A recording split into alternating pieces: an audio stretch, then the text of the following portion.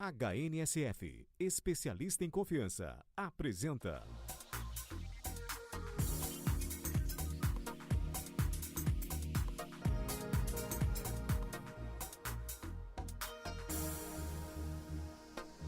HNSF, especialista em confiança.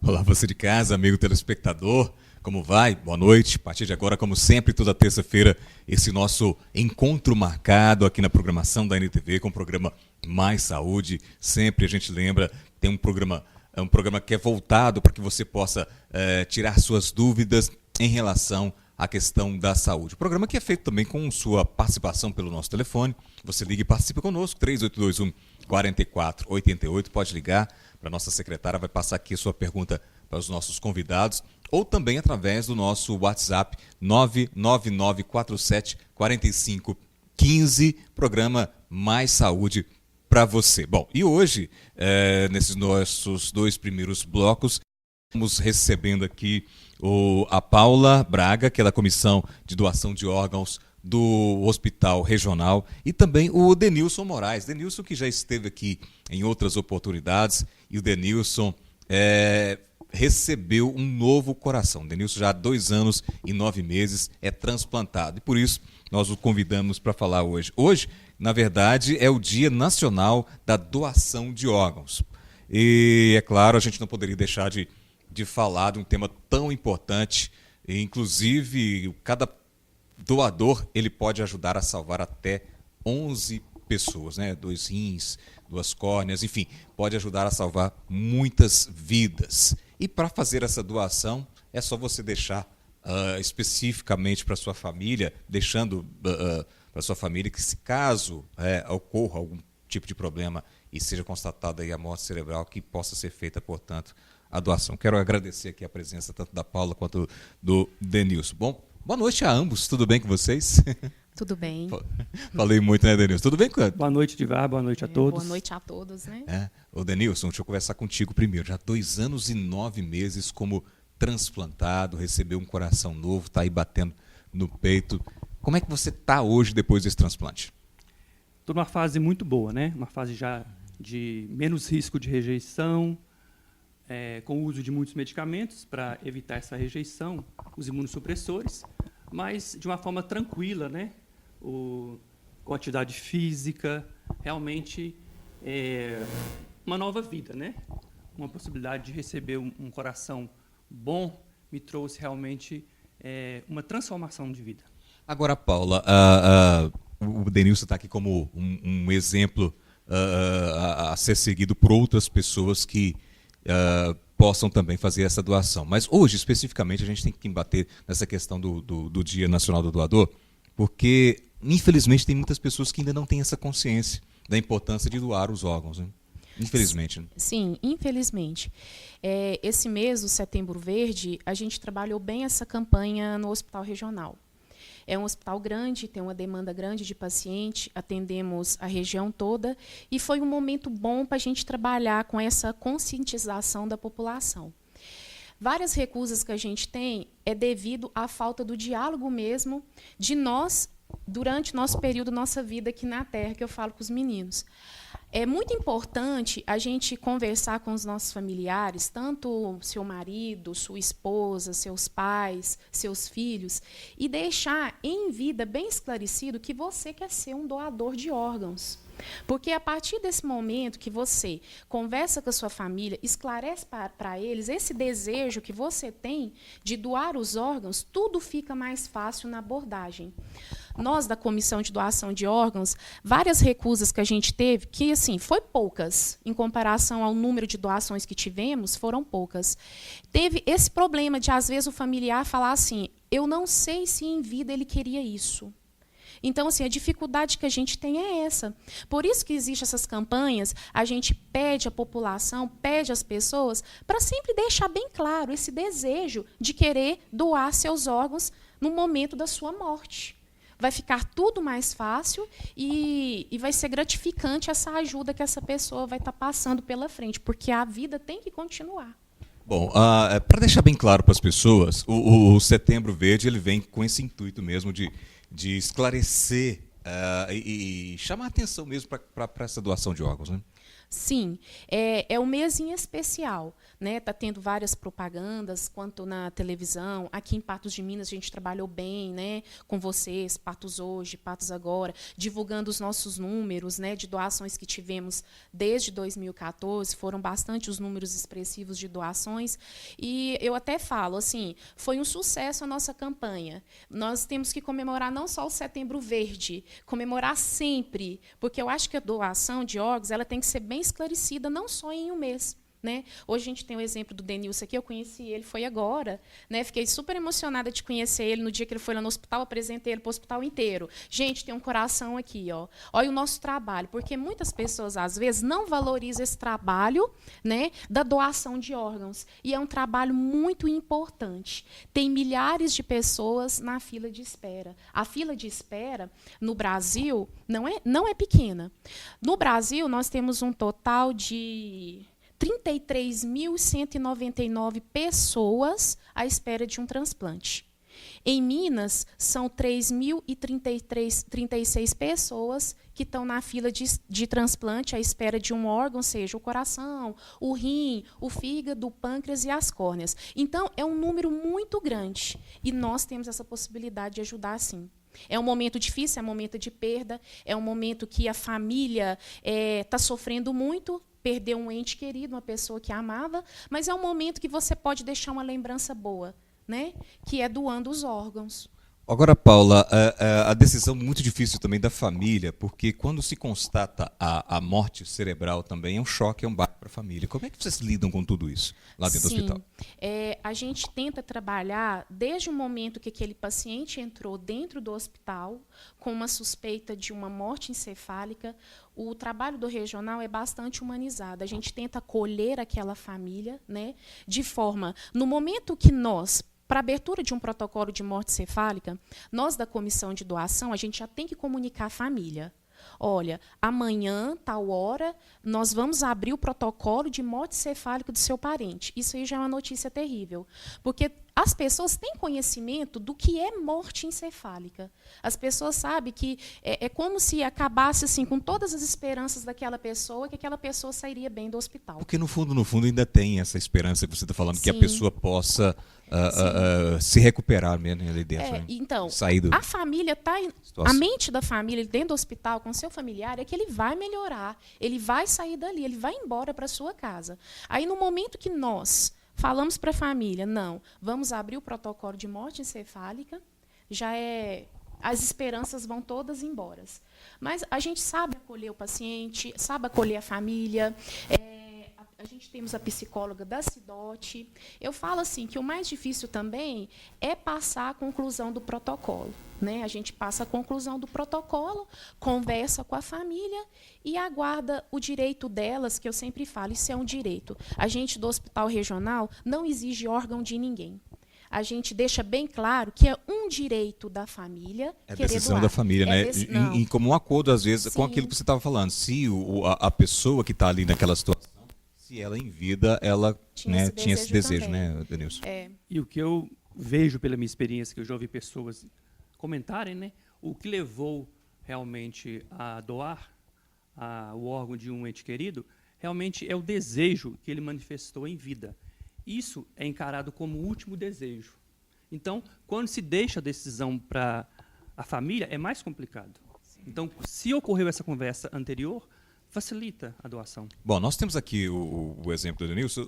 Deixa eu já pedir, então, portanto, ali o pessoal do nosso Master. Adriana, por favor, a gente coloca as imagens do Denilson. A gente tem aqui algumas imagens suas. Né, isso é na época do transplante, Denilson? Como é que foi essa? Isso foi uma visita minha ao MG Transplante. Né, agora, essa também é recente, uma foto que eu tirei para uma campanha mesmo, que eu acho que ficou bem legal, né, disse tudo. Né, a minha gratidão. Isso foi a minha primeira visita a Patos após o transplante, em 2014. Eu tinha 4 meses de transplante. Né? Fizeram uma matéria comigo lá, minha família, minha irmã. Né?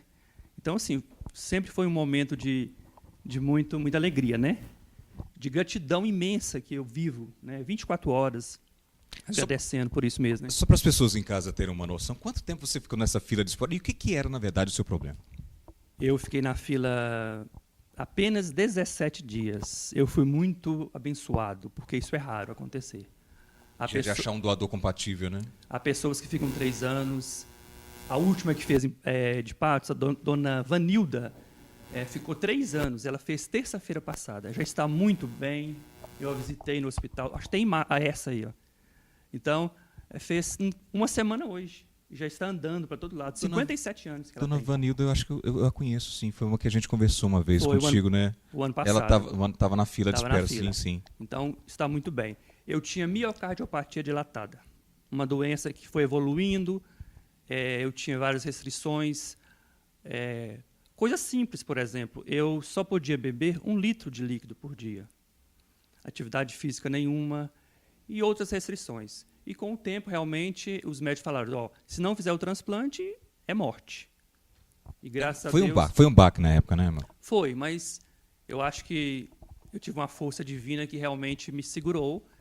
E eu mantive firme até o dia. Não tive sentimento de morte.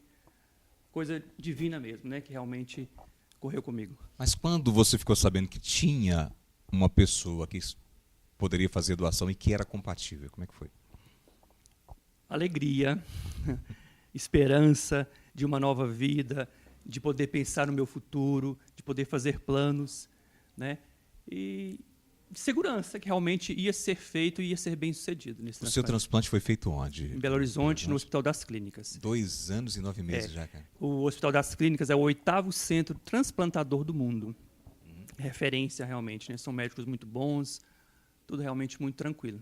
E a gente tem o Denilson aqui como um exemplo de que a doação de órgãos ela é bastante importante, por isso da campanha do Setembro Verde, para que as pessoas possam ter consciência e deixar esclarecido aí para o seu parente que caso aconteça algo com ela e se infelizmente venha a ter essa morte encefálica, que ela possa então, portanto, ser um doador de órgãos. Bom, o tema é bastante interessante, nós vamos continuar falando a respeito de doação de órgãos, agradecendo também o pessoal da Floricultura Apolo, 3822-2200, que sempre nos prestigia com arranjos florais. Esse aqui é um arranjo artificial, não parece, né? Mas é um arranjo artificial de rosas vermelhas, por sinal, muito bonito. Agradeço aqui o pessoal lá da Floricultura Apolo. Floricultura Apolo fica ali na Major Gotti, bem ao lado do Banco do Brasil. Vamos para o intervalinho e já nós voltamos com o programa Mais Saúde, continuando, é claro, com esse assunto de doação de órgãos.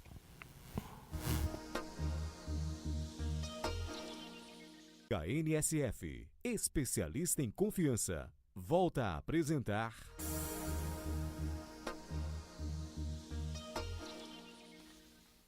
Estamos de volta com você, programa Mais Saúde. Nosso assunto hoje, Setembro Verde, campanha de conscientização sobre doação de órgãos. A gente até conversava aqui com a Paula e com o Denilson aqui no intervalo. E para você de casa, você, amigo telespectador, que ainda tem dúvida se quer ser ou não um doador de órgãos, vou fazer um desafio para você, fazer um convite, na verdade. Não estou advogando em causa de ninguém, mas é o seguinte. Aqui em Paços de Minas a gente tem o Hospital São Lucas, que atende pacientes de hemodiálise. Faz uma visitinha ali no Hospital São Lucas para você ver o sofrimento das pessoas que vêm de longe para fazer hemodiálise. E, às vezes, um único rim pode ajudar essa pessoa a salvar a vida dessa pessoa. Hemodiálise, a pessoa fica ali praticamente o dia inteiro preso a uma máquina porque os rins não funcionam e ela precisa fazer a filtração do sangue ali. Realmente é um sofrimento muito grande para quem faz hemodiálise. E já pensou, se ela recebesse ali um rim, for um transplantado, ao quanto o sofrimento dela seria minimizado. E é por esse lado mesmo, né, Paulo? É tocar o coração das pessoas para que elas possam ter essa consciência da importância. Porque muitas pessoas, às vezes, também ficam pensando assim, meu parente faleceu ali, morte cerebral, e vai tirar o coração, vai tirar os olhos da pessoa, vai tirar o rim. Como é que a gente vai sepultar essa pessoa depois? Não tem nada disso. Da mesma forma, né? Do mesmo jeito. Sim, é até bom a gente estar esclarecendo isso aqui. Muitas famílias, elas chegam em mim e falam assim, não, eu não vou doar porque eu quero que entregue o corpo íntegro, vai mexer, vai acontecer alguma coisa. Tem aquele medo de não poder fazer o velório da forma que eles queriam fazer. Então, eu já deixo bem esclarecido aqui. Nós entregamos o corpo íntegro para todas as famílias. A única coisa que pode acontecer, eu que faço a retirada da córnea, por exemplo, eu sempre comunico à família que pode acontecer um pequeno hematoma, coisa bem discreta que, às vezes, nem se percebe. A única coisa que pode acontecer na retirada da córnea é isso. Mas, até hoje, graças a Deus, nas retiradas de córneas que eu já fiz no hospital, nunca aconteceu esse problema, não. Então, gente, entregamos o corpo íntegro. Se esse for o medo para uma doação de órgãos, não precisa ter medo. Eu sempre falo na abordagem para a família, se você não falar que doou os órgãos do seu ente querido, ninguém vai saber. É só se você falar mesmo. Olha, ele morreu lá no regional, lá tinha a equipe da doação e nós doamos os órgãos dele. Senão ninguém nem vai saber que ele foi um doador de órgãos. Bom, o Denilson falava em relação à questão do tempo que ele ficou na fila de espera, que graças a Deus foi um tempo razoavelmente pequeno, mas infelizmente tem muitas pessoas, assim como a gente mostrou ali a dona Vanilda, que eu conversei com ela, a gente estava falando, já é conhecida nossa de algum tempo, ficou um tempo maior na fila. Mas a pessoa não pode se desesperar, né, Denilson? Não. Eu realmente fui muito... Você foi privilegiado nesse sentido, 17 né? dias é um tempo recorde, né?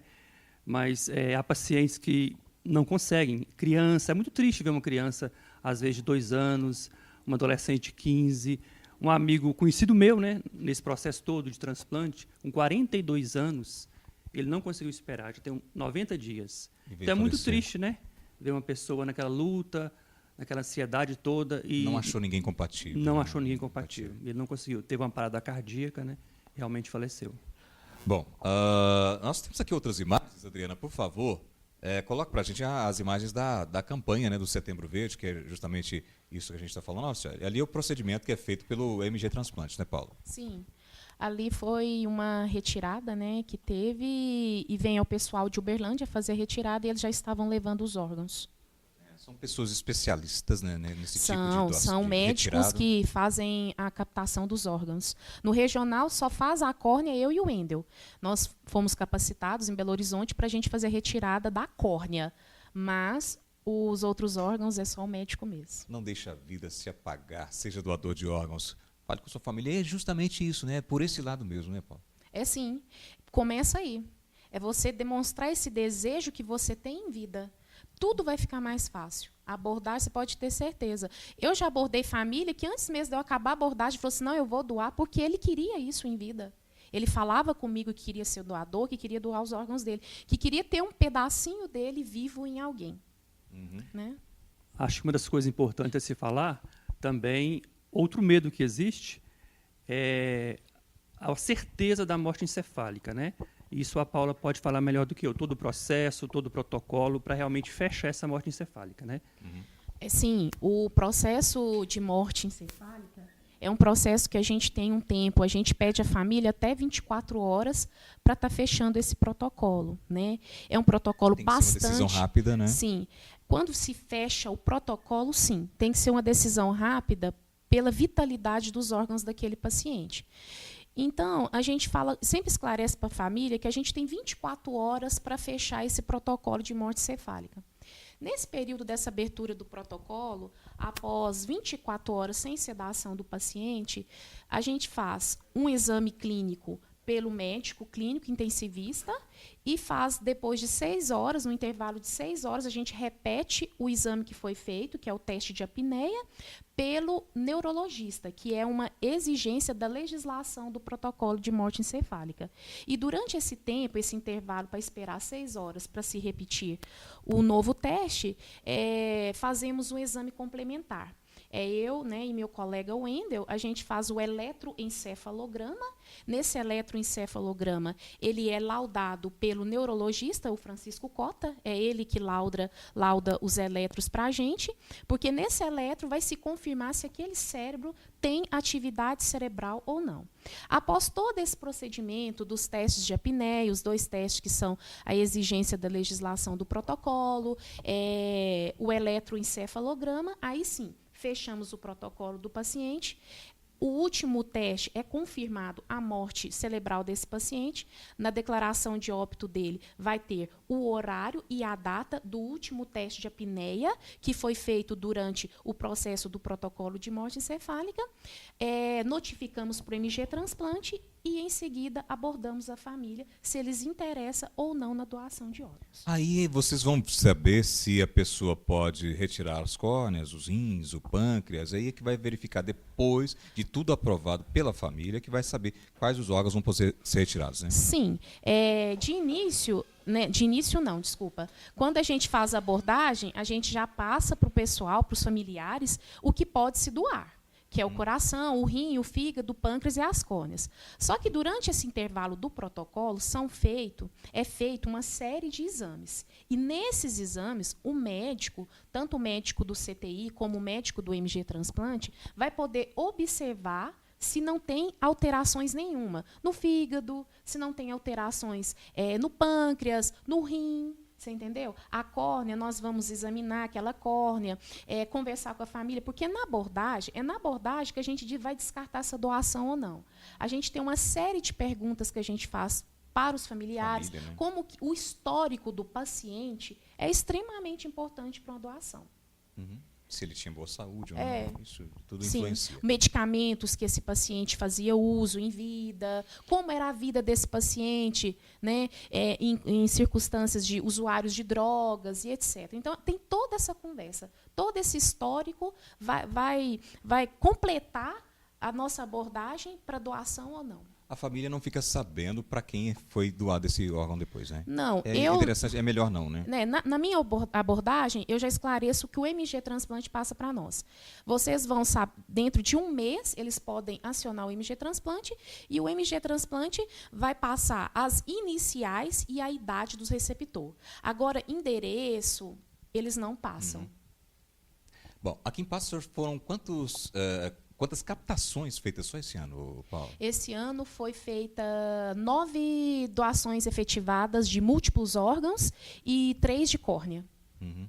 Coração é um pouco mais complicado, você estava dizendo, por causa da logística, Sim, né? porque a isquemia do coração, a retirada do coração para implantação daquele coração no outro receptor é um tempo de 4 horas. Então, tem que ver isso tudo, o voo, né, o avião vai tirar, o momento que vai chegar, porque a isquemia dele é 4 horas. Não pode se passar disso. Então, pela logística, a gente perde muita doação de coração por isso. Denilson. Infelizmente. Bom, e a gente está aqui com o Denilson também, só para mostrar para você, de casa, amigo telespectador, de que, puxa vida, já pensou se essa pessoa não tivesse feito a doação de órgãos, o que estaria acontecido contigo hoje, né? Eu já não estaria vivo mais, né? Acho que eu teria pouco tempo. Quando eu saí de Patos, o meu diagnóstico era fase terminal. Eu fui transferido para Belo Horizonte de um avião, dentro de um avião, porque eu não tinha condições de outro meio de transporte, né? Então, realmente, eu já não estaria aqui para poder mostrar o que um ato de amor desse, né?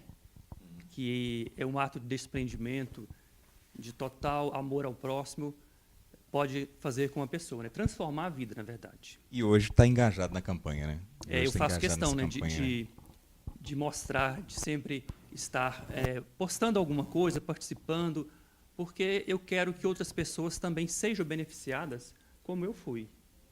Né? Um dado, eu quero só completar, um dado triste, né? Porque em Minas, 183 famílias foram abordadas e 51 pessoas recusaram a doação. E somente 25 pessoas esperam coração. Se elas tivessem doado, a fila já teria zerado. Então, né, acho que as pessoas precisam conscientizar que realmente é um ato bom que vai ajudar muitas pessoas, vai salvar vidas. Bom, eu quero, de antemão, agradecer vocês, desejar sucesso mais uma vez nessa campanha, nessa empreitada, nessa caminhada. A gente sabe que é um trabalho complicado e difícil, né, Paula? Sim. Mas que ao longo do tempo aí vai surtir um efeito positivo com toda certeza. Sim, eu quero aproveitar o momento e agradecer, né, a todos os familiares, né, que no momento tão difícil, que é um momento de perda do seu ente querido, autorizaram a doação de órgãos. E hoje tem um pedacinho desse ente querido vivo em alguém. Então, assim, essas famílias que passaram por nós no regional proporcionaram a esperança de vida para muitas pessoas. Então, nesse dia de hoje, nesse dia 27 de setembro, eu gostaria de agradecer a todos esses familiares que passaram lá por nós, num momento que não é fácil, que ficou, sim, registrado na vida deles, mas eles vão ter essa lembrança boa que tem alguém vivo com um pedacinho de alguém que ela amava muito. Agradecer também a todos os servidores do Hospital Regional, ao Hospital Regional, que a única CIDOT que funciona em Patos de Minas é a CIDOT do Hospital Regional. Então, agradecer a toda a equipe que trabalhou, que vestiram a camiseta, que apoiam a campanha, porque se não fosse aqueles servidores lá do Regional, desde a entrada daquele paciente, a gente não teria, né, essas doações. Então, assim, muito obrigado mesmo por esse espaço. Saúde hoje e sempre, viu, Denis? Obrigado. Eu queria agradecer também a você, a Viviane, que sempre apoia a nossa causa, a NTV, né, que sempre que a gente conversa, sempre abre as portas para falar de um assunto tão importante, né, que pode fazer mudar totalmente a vida de muitas pessoas. Obrigado, então, Denilson Moraes Castro, transplantado, recebeu um coração, 2 anos e 9 meses, coração novo bate no peito dele, precisava fazer esse transplante. Obrigado também a Paula. E a gente vai para o intervalinho e na volta vamos continuar com o programa Mais Saúde. Nosso convidado é o Dr. Ricardo Peão. Intervalinho, na volta, mais saúde para você. HNSF, especialista em confiança, volta a apresentar...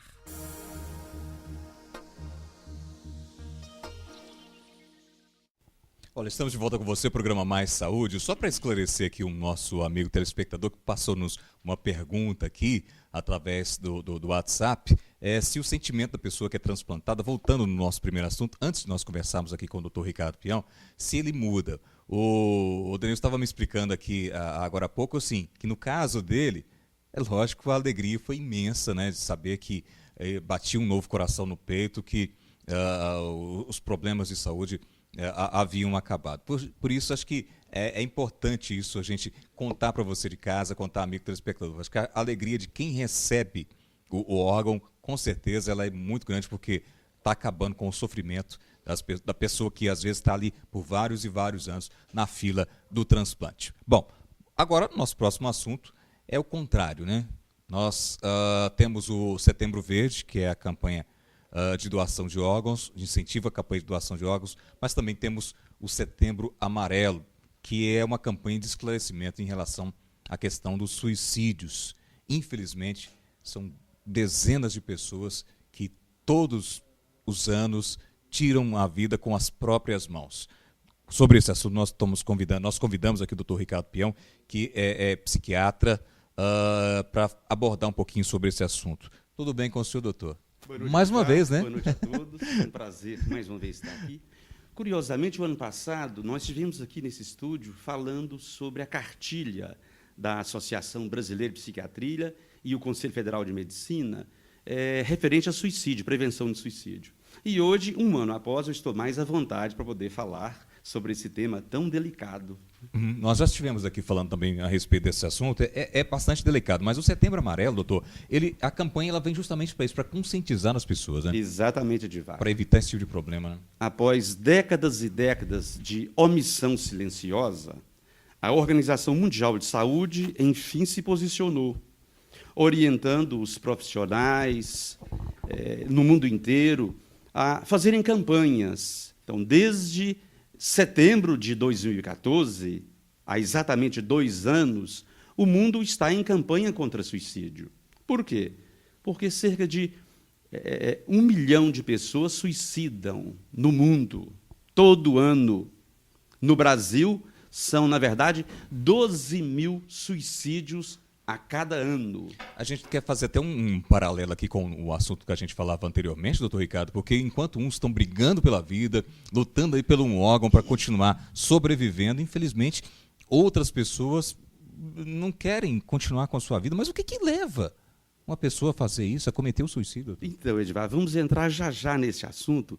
É que um dado muito curioso, que é muito importante que a gente fale, é que 90% das causas de suicídio, segundo os especialistas da Organização Mundial de Saúde, elas são passíveis de reversão, ou seja, são evitáveis, na medida em que a gente começa a falar, começa a divulgar e combater o suicídio.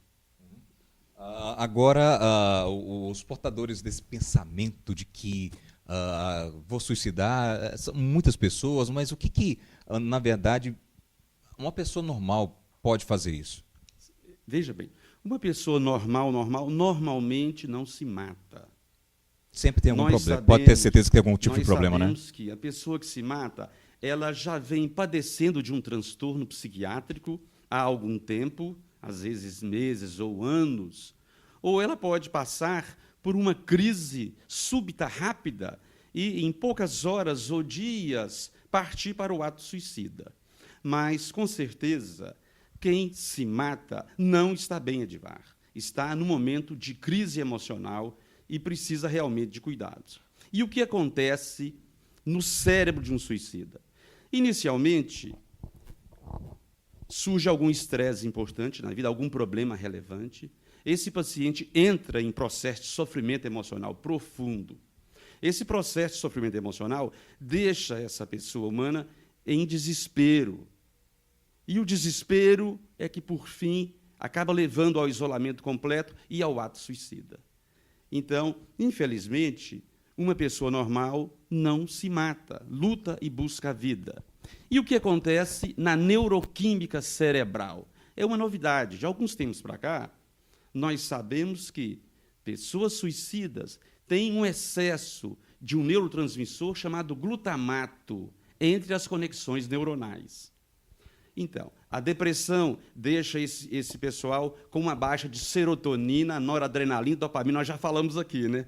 O trio autoastral, aliado a um aumento de glutamato, aí sim, esse glutamato ele tem um potencial de incentivar o ato suicida. Agora, as causas são as mais variadas. O senhor até comentou em relação à questão da depressão, mas sempre há como buscar ajuda, né, doutor? Sim.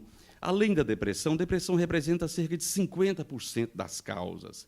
E aquela depressão do transtorno bipolar, nela, o excesso de glutamato cerebral é maior ainda, ou seja, a depressão do bipolar ela é mais grave. Viciados, dependentes químicos em álcool e drogas, esquizofrênicos e portadores de alguns transtornos de personalidade. São as causas que mais levam os pacientes a morrerem. Mas, como eu disse, às vezes o paciente está muito bem, a família nem percebe, e rapidamente poderá haver mudanças comportamentais, mudanças afetivas, e é necessário lidar com um paciente potencialmente suicida. Porque, da mesma forma que a pessoa hoje está bem, normalmente, pode passar um pensamento desse pela cabeça. Então, veja bem, esses casos recentes, suicídio em São Paulo, no Rio de Janeiro. Em São Paulo, um jovem pai pulou com seu filho do 17º andar. No Rio de Janeiro, um jovem pai de 43 anos de idade matou a esposa, atirou os 2 filhos pela janela e pulou. Ou seja, não havia evidência de que havia alguma doença mental. Provavelmente, houve um sofrimento súbito, provocado, inclusive, por questões de natureza econômica, né?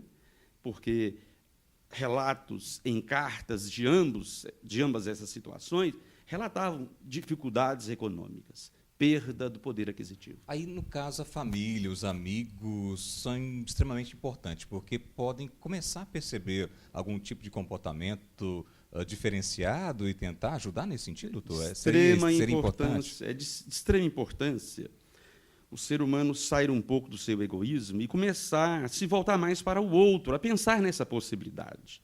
Nós vamos falar daqui a pouco, Edivar. Essa é uma das razões que tem, inclusive, aumentado muito os índices de suicídio no Brasil e no mundo. A cada ano aumenta mais. Por isso que a Organização Mundial de Saúde se posicionou incentivando o mundo a fazer campanhas. Porque não justifica, né, doutor, tirar a própria vida, enquanto uns lutam pela vida, né, tirar a própria vida. A gente tem que pensar realmente nesse sentido. Né? Sim.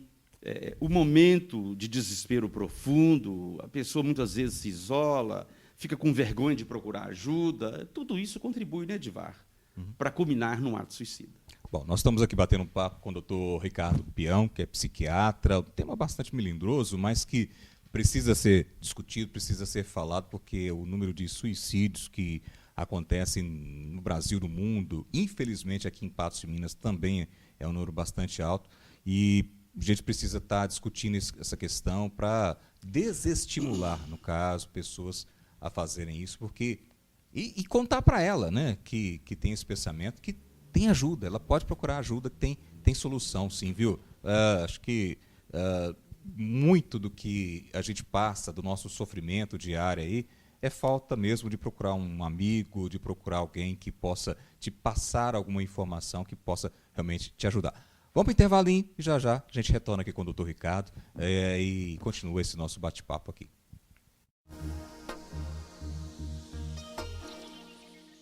ISF, especialista em confiança, volta a apresentar...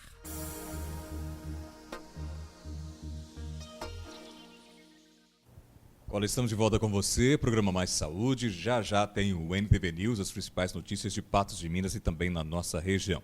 Continuando aqui nosso bate-papo com o doutor Ricardo Peão, psiquiatra, sobre suicídio e a campanha do Setembro Amarelo, né? Tem o Setembro Verde, que é de doação de órgãos, e o Setembro Amarelo, que é de prevenção contra o suicídio. Na verdade, doutor, é um desejo, as pessoas que têm esse pensamento suicídio têm aquele desejo incontrolável, mas como a medicina pode ajudar nesse sentido? Então, na verdade, a situação é muito dramática, porque 20% dos brasileiros, 20%, já tiveram pensamento suicídio em algum momento. Fez sua campanha em determinado momento, recentemente. Percebeu-se que 20% dos brasileiros já tiveram esse pensamento. Você já teve, Edivar, alguma vez? Pensamento de morte, suicídio? Olha, é um assunto muito complicado, né, doutor? Para responder e tudo, assim, mas ninguém admite, né? Você acha Infelizmente, delicado? ninguém Você acha delicado? é delicado. Acho que ninguém admite que já passou isso pela cabeça. Talvez, Edivar, daqui 1 ano, 2 anos, você possa falar com naturalidade. Alguém aqui, nós somos 5 aqui no estúdio, alguém já teve esse pensamento em sua mente, pensamento de morrer, de suicidar? Não vamos revelar nome. Pois é, sim. Não, eu nunca tive, não. Tudo bem. Então, apenas eu já tive. E não, eu estou aqui, talvez não seja por acaso. Por volta dos 12, 13 anos de idade, uma crise brava me pegou e eu cheguei a pensar nessa possibilidade. Crise da adolescência, Sim, da identidade. Isso, de repente, a vida manda ali um problema mais delicado e é preciso tentar, né, buscar ajuda, é preciso tentar lutar e não ceder a esses pensamentos e, às vezes, esses impulsos suicidas. Muito difícil. Algumas pessoas se apegam muito na questão da fé, da questão da religião. É importante também, doutor, aliado à questão da ciência. Nós vamos falar daqui a pouco sobre isso. Só para fechar esse raciocínio, então, a cada 20 pessoas que pensam em se matar, uma se mata. A cada 20 pessoas. É muito sério isso. A cada 20 pessoas que pensam, uma se mata. A cada 5 pessoas que planejam, deixa alguma carta, deixa algum indício qualquer, preocupado com acertar uma demanda qualquer, se matam. Então, isso é realmente de uma seriedade muito grande. Se tem um familiar suicidado, esse risco aumenta. Estresses humilhantes, de repente a pessoa tem um bom poder aquisitivo, uma pompa social, uma pessoa muito vaidosa, isso pode deixá-la vulnerável. De repente, uma perda de emprego, uma queda abrupta na sua renda, associada a alguns conflitos familiares que surgem, isso pode deixar a pessoa sujeita a pensamento suicida. Ou mesmo ela tendo uma condição financeira boa, mas acaba fazendo inexplicavelmente. Sim. Então, existem alguns estresses que normalmente eles nos deixam, digamos assim, mais alerta. Por quê? O risco pode ser maior. Por exemplo, imagina 40 anos atrás, infidelidade da mulher. O que resultava há 40 anos atrás, infidelidade da mulher? Em Geralmente, boa parte, era matar a matava, mulher, né? ou suicidar, né? Então, alguns conflitos eles são mais dramáticos. A vergonha E daquele a ato. vergonha, exatamente. Solidão, abandono, hoje em dia, cada vez mais comum, principalmente na terceira idade. Isso é extremamente preocupante. Nós sabemos hoje que crianças que sofreram maltratos por longos anos durante a infância, elas vão tendo o seu próprio DNA, o próprio DNA alterado, e, desta forma, elas ficam com uma propensão extra para o suicídio. Doutor, mas aí Então, é extremamente delicado isso. tem uma questão.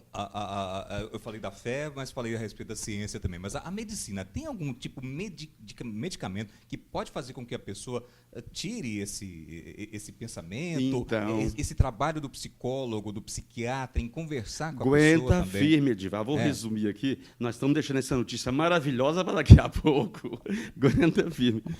Uma questão curiosa em Patos de Minas é que quanto mais se suicida no lugar, a tendência é outras pessoas serem incentivadas a suicidar. E Patos de Minas, lamentavelmente, ultrapassou em 3 vezes o recorde nacional. A média brasileira é de 6 pessoas suicidando a cada 100 mil habitantes. 6 a cada 100 mil. A média de Patos de Minas, ela chegou a 18, ou seja, 3 vezes mais a média nacional.